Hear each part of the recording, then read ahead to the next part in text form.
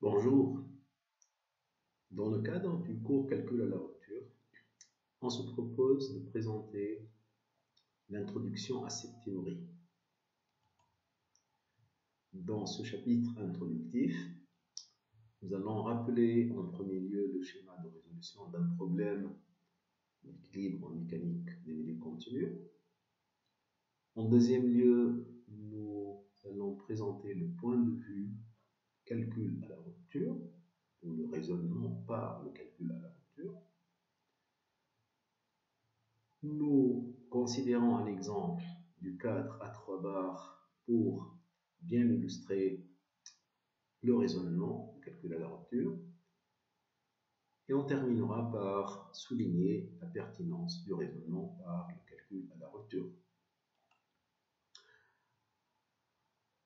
En premier lieu, nous savons très bien que la résolution d'un problème d'équilibre en mécanique des milieux continus consiste à considérer une structure ou un ouvrage.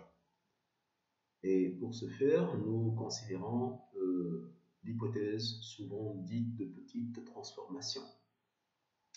Mais nous avons besoin de données que nous allons détailler. La première donnée, c'est la géométrie de la structure, oméga. Et on suppose que cette géométrie reste fixe. Cela veut dire que lorsqu'on considère l'hypothèse des petites déformations, nous savons très bien que le tenseur des déformations linéarité s'écrit sous cette forme-là. En deuxième lieu, nous avons besoin de préciser le chargement, qu'on désigne ici par un vecteur Q, chargement extérieur, mais à cela, il faut ajouter les conditions aux limites sur la frontière d oméga de la structure oméga. Donc, sur toute la frontière, il va y avoir une partie où certaines composantes du vecteur contrainte sont données, et le reste des composantes, c'est sur le vecteur déplacement qu'elles vont être données. Et pour finir, nous avons besoin de connaître la loi de comportement du matériau, ou même les lois de comportement des matériaux qui constituent la structure. Alors, on se met dans le cadre le plus simple, c'est-à-dire nous avons un état initialement préchargé, et on considère que la transformation est isotherme, et dans le cadre de l'élasticité linéaire, nous savons très bien que la relation entre le tenseur des contraintes, sigma, et celui des déformations epsilon, s'écrit par le biais du tenseur d'élasticité d'ordre 4. Et ceci fournit 6 équations. Alors, nous connaissons très bien que le tenseur d'élasticité, dans le cas homogène, isotrope, isotherme, se traduit par les deux données, module du Young et coefficient de Poisson. Mais nous utilisons en plus les équations d'équilibre quasi-statique. Divergence sigma plus f égale 0, qui fournit 3 équations. Alors, l'objectif de la résolution du problème consiste à déterminer le vecteur déplacement en tout point, et de x. Ensuite, on déduit les déformations, et via la loi de comportement, nous déterminons l'état de contrainte en tout point, ce qui correspond, du point de vue équation 6 plus 3 équations, pour déterminer 9 inconnus. Et dans le cadre, c'est-à-dire du cours de MMC, si on fait une approche de résolution en déplacement de contrainte, on montre qu'il y a unicité de la solution. De ce fait, le problème il est bien posé.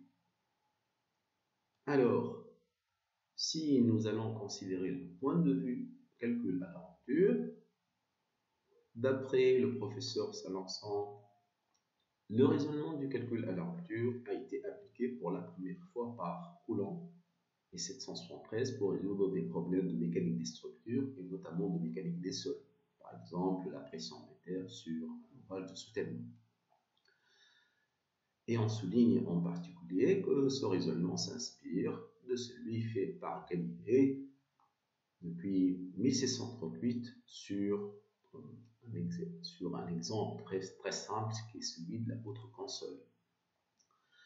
Alors, ce raisonnement du calcul à la rupture, il utilise les concepts fondamentaux suivants. On se met toujours dans le cadre de la MMC, bien que parfois le milieu contenu ne s'applique pas vraiment pour des milieux tels que les sols, qui sont plutôt des milieux poreux, et que deuxièmement, le matériau est plutôt caractérisé par un critère de résistance écrit à l'échelle locale. Alors, ce critère de résistance, il postule que la rupture du matériau va avoir lieu lorsque la résistance du matériau, la résistance maximale, est atteinte. Et pour cela, on introduit la notion du domaine de résistance qu'on note G de X. Donc, c'est quoi G de X? C'est l'ensemble des états de contrainte dits admissibles, et ceci, quel que soit le point qui appartient à la structure oméga. Alors, le problème à résoudre, comment il est posé? On va dire que l'équilibre du système ou de la structure oméga sous le chargement Q qui lui est appliqué est-il compatible avec les limitations imposées par le critère de résistance G, c'est-à-dire sur les contraintes des efforts antérieurs, en deux points. C'est-à-dire il faut s'assurer de la compatibilité entre les équations d'équilibre et le critère de résistance.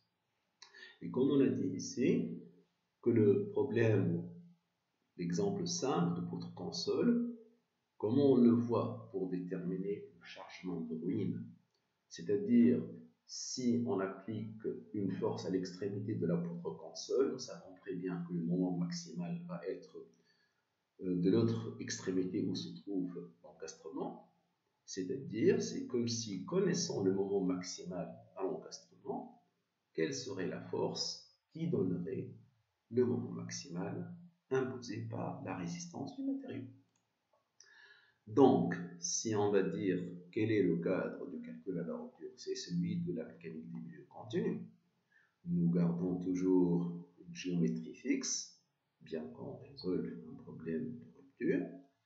Le chargement, c'est-à-dire c'est les mêmes données, mais plutôt on ne va plus considérer une loi de comportement lorsqu'on a un problème de calcul à la rupture. On va introduire le critère de résistance qui est donné à l'échelle locale. Donc il s'agit d'une limitation sur les efforts intérieurs. Alors, d'une certaine manière, le problème à résoudre par le calcul de la rupture peut être formulé comme suit. Pour une géométrie fixée, soumise à un chargement donné, on va dire une façon de charger, il faut vérifier une compatibilité entre l'équilibre et la résistance pour voir l'état de stabilité de oméga.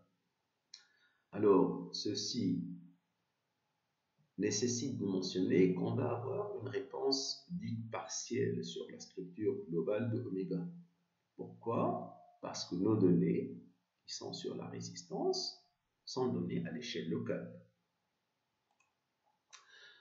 Pour mieux comprendre, considérons cet exemple simple de cadre à 3 barres, qui est composé, comme on le voit ici, par 3 barres verticales, appuyées au-dessus à un support fixe, et en bas, il est terminé par un bâti rigide, un corps rigide indéformable. Il faut mentionner que les barres sont articulées à leur extrémité, donc où il y a des rotations pyramides. Ces barres ont les mêmes longueurs, la même section transversale et constituées par le même matériau. Et on va mentionner en plus que leur poids est négligeable. On va soumettre ce cadre à 3 barres à la force Q qui est appliquée ici, au milieu, c'est-à-dire des barres numéro 1 et numéro 2. Ça, c'est le paramètre de chargement, c'est-à-dire il n'y a que la force Q qui représente le paramètre de chargement, la façon de charger la structure. Alors, du point de vue donné pour le matériau, qu'est-ce que nous allons écrire, sachant que ces barres ne travaillent qu'en compression-traction? On va dire que l'effort normal dans chacune des barres, j'appelle l'effort normal N1 dans la barre 1, de même N2 dans la barre 2 et N3 dans la barre 3, la valeur absolue de l'effort normal dans chacune des barres est limité par la valeur L, en valeur absolue, c'est-à-dire la limite de traction-compression. Et ceci correspond au critère de résistance. Alors, pour Q donné, alors il faut préciser que ce n'est pas Q la valeur de Q, mais c'est la façon de charger la force Q appliquée ainsi au milieu des barres 1 et 2. On veut avoir une information sur la stabilité de ce système, ce cadre à 3 barres, sous cette force Q, compte tenu de la donnée Li en valeur absolue inférieure ou égale à L. Alors, pour cet exemple simple, il est très facile d'écrire les équations d'équilibre, qui fait que la somme des efforts normaux N1 plus N2 plus N3 égale à Q. C'est la première équation qu'on voit ici. Qu'est-ce qu'on peut ajouter? On peut ajouter la somme des moments par rapport à un point. Si nous considérons le moment en ce point-là, donc le moment de N3 va être égal à 0, le moment de N2 va être N2 fois L, et 2 fois H, la distance, et pour N1, ça fait N1 fois 2H, alors que pour Q, dans le sens opposé, va être 3 demi de H. D'où la deuxième équation. Alors, nous avons 3, on va dire, valeurs à déterminer N1, N2 et N3, et connaissant, bien sûr, la donnée de Q. Alors, cette structure dite hyperstatique d'ordre 1, qu'est-ce qu'elle permet de faire? Elle permet d'écrire, par exemple, deux inconnus que nous choisissons N1 et N2 en fonction de la force Q recherchée et de l'inconnu hyperstatique N3. Il est très facile de vérifier les deux équations ici. D'accord? N2 égale Q sur 2 moins 2 N3, N1 Q sur 2 plus N3. Alors maintenant, nous cherchons la compatibilité entre équilibre et résistance. Donc la résistance, on va écrire qu'en valeur absolue, N1, bien sûr, est inférieur ou égal à L, N2 de même et N3 de même. Mais qu'est-ce qu'on fait ici? On va exprimer tout en fonction de N3. C'est-à-dire là, c'est la première équation, N1 compris entre moins L et L, mais N1 est donné par cette valeur-ci, Q2 plus N3. De même pour N2 et pour N3. Alors, qu'est-ce qu'il faut faire? Il faut déterminer quelles sont les valeurs de la force Q qui vérifie les trois équations à la fois, s'il y a une intersection entre ces intervalles. Donc la meilleure façon, la plus simple, c'est de dire il y a une solution s'il y a intersection entre les trois intervalles. Il faut vérifier à chaque fois que la borne inférieure d'un intervalle doit être inférieure ou égale à la borne supérieure de l'autre, bien sûr, pour les trois inéquations. Alors, ça donne un calcul qui n'est pas difficile à faire, et le résultat qu'on obtient, le voilà. Le résultat qu'on obtient, on va dire que l'équilibre de ce cadre à 3 barres est assuré, comme on l'a vu ici, et que la résistance est vérifiée. Enfin, on détermine un ensemble de valeurs de Q compris entre moins 2L et 2L. Ça veut dire que nous avons plutôt un ensemble de valeurs de Q, de chargement Q, qu'on va trouver. Donc ça, c'est le résultat du problème formulé de la façon qu'on avait. Alors, de point de vue logique, les conséquences de l'étude de cet exemple vont nous permettre de dire la stabilité est assurée sous la force Q. Ceci implique que Q appartient à cet intervalle, moins 2L, 2L. K va être dit le domaine de chargement supportable, c'est-à-dire toute valeur de Q dans cet intervalle-là va être supportée, parce qu'elle vérifie l'équilibre et elle vérifie la résistance. Mais il ne s'agit que d'une condition, on va dire, nécessaire. Pourquoi?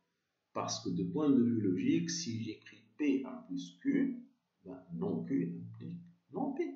C'est-à-dire si Q n'appartient pas à cet intervalle ou est à l'extérieur de cet intervalle K, donc l'instabilité est certaine. Voilà l'information la plus importante qu'on obtient. Donc, on va réarranger ça d'une manière un peu plus, on va dire, directe. Structure stable sous Q, compatibilité, équilibre, résistance. Mais ceci implique que Q appartient à un certain domaine. D'accord? Et on va ajouter encore quelque chose, mais on peut dire si Q appartient à K, ceci implique qu'il y a équilibre des résistances, c'est-à-dire compatibilité entre ces deux-là, mais on va dire que la structure est potentiellement stable. On va dire l'adjectif potentiellement va correspondre, on va dire tout à l'heure, à la réponse partielle, c'est-à-dire que ce n'est pas à coup sûr stable, il y a beaucoup de présomptions de stabilité. Donc, la propriété fondamentale, ou le raisonnement du calcul à rupture à partir de l'exemple qu'on a vu, structure potentiellement stable sous Q, il y a une équivalence, d'après les deux applications dans les deux sens, entre l'équilibre et la résistance, et ceci équivalent que Q appartient à K. Alors, K, finalement, va être dit le domaine des chargements supportables. Sous un chargement potentiellement supportable, il n'y a que des présomptions pour la stabilité globale. C'est-à-dire la réponse que nous obtenons à partir du raisonnement calcul à la rupture, ce n'est que pour la stabilité locale. Mais pour évoquer la stabilité globale de la structure, il faut ajouter quelque chose d'autre.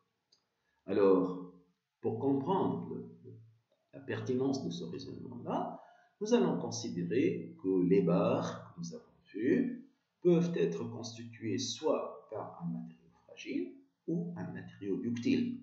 Et ceci correspond au comportement. C'est-à-dire, pour espérer avoir une réponse à 100% sur la stabilité, il faut ajouter le comportement. Alors, un matériau fragile, c'est quoi? C'est lorsque il va résister pour un effort intérieur donné jusqu'à une certaine valeur, lorsqu'il atteint la valeur limite, ça va casser. Par exemple, le verre. Mais sur ce schéma-là, on voit que je peux avoir deux, on va dire, rigidités différentes, parce qu'on relie l'effort normal au déplacement, mais on a la même limite de résistance.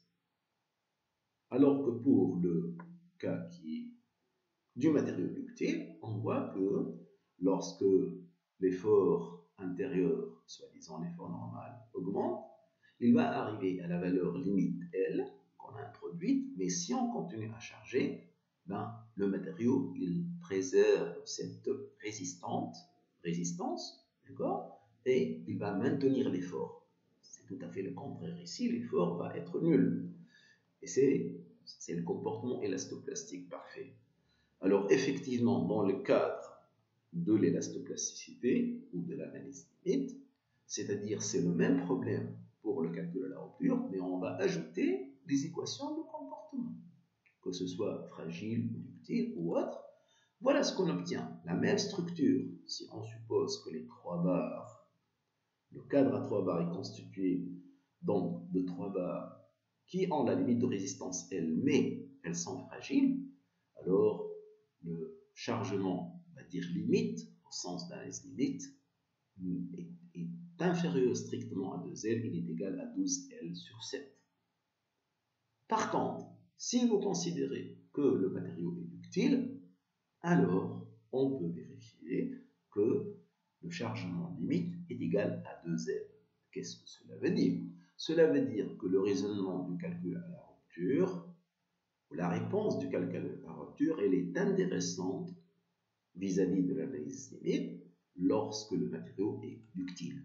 Et c'est ça, on va dire, le cadre idéal pour le calcul à la rupture, mais ça reste toujours, on va dire, un résultat qui est partiel vis-à-vis de la stabilité de la structure, parce qu'on a une stabilité, on va dire, locale, mais pas la stabilité globale. On mentionne ici l'une des propriétés des chargements limites, c'est que le chargement limite, au fait, ne dépend pas du trajet de chargement suivi, ou des caractéristiques d'élasticité, si on peut dire, pour atteindre la charge limite. Je vous remercie pour votre attention. À la prochaine vidéo.